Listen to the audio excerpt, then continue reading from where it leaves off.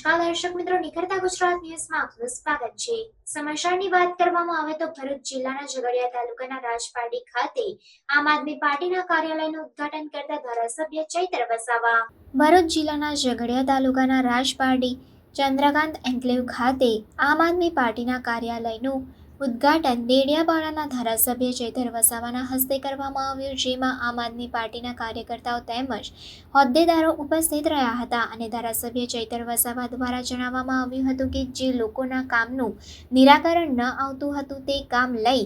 રાજપારડીથી દેડિયાપાડા આવવું પડતું હતું, તો હવે દેડિયાપાડા સુધી આવવું નહીં પડે, જેથી રાજપારડી કાર્યાલય ખાતે ધારાસભ્ય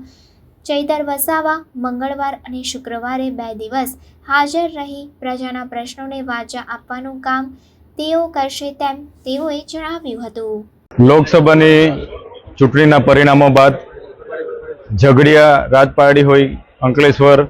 વાલિયા, નેત્રંગના તમામ લોકો એમના નાના મોટા કામ હોય, યોજનાકીય કામ હોય કે જમીનો બાબતના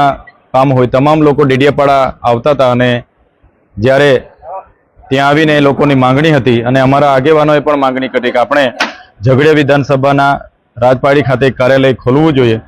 અને સૌના સહકારથી આજે અમે રાજપારડી ખાતે કાર્યાલયનું ઉદ્ઘાટન કર્યું છે।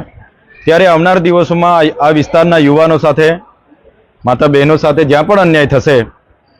એમને ન્યાય આપવાનું કામ અમારા કાર્યાલય થકી અમે બધા કરીશું। સાથે જે પણ યોજનાકીય કામગીરી છે એ પણ કાર્યાલય થકી થશે। આ વિસ્તારના યુવાનોને આ જીઆઈડીસીઓમાં રોજગારી આપવા માટે કામ હશે એ પણ અમે આ કાર્યાલય થકી કરીશું। ત્યારે ચોક્કસ આ કાર્યાલય અમારું માધ્યમ રહેશે અને તમામ ઝઘડિયા વિધાનસભા મત વિસ્તારના લોકોને મંગળવાર અને શુક્રવાર અમે ફાળવીશું। અમે પોતે અહીંયા હાજર રહીશું અને તમામ લોકોને સાથે રહીને પોલીસ સ્ટેશનના કામ હશે, જીઈબીના કામ હશે, જંગલ ખાતાના કામ હશે કે જીઆઈડીસી, જીએમડીસીના કામ હશે, રોજગારીના કામ હશે, તમામ બાબતોએ લોકોને ન્યાય આપવા માટે અમે કાર્યાલય પર બેસીને લોકોને સાંભળીશું અને એમની સમસ્યાનું નિરાકરણ લાવીશું। એટલા માટે જ આજે કાર્યાલય ઉદ્ઘાટન કરીએ છીએ અને ચોક્કસ આવનાર દિવસોમાં સંગઠનના નિર્માણ બાબત હોય, આવનારી સરપંચ, તાલુકા, જિલ્લા પંચાયતની ચૂંટણીની બાબત હોય, તમામ બાબતોને લઈને હવે રેગ્યુલર કાર્યાલય પર બધા અમે મળીશું અને લોકોની પ્રશ્નોને વાચા આપતા રહીશું, આગળ વધીશું।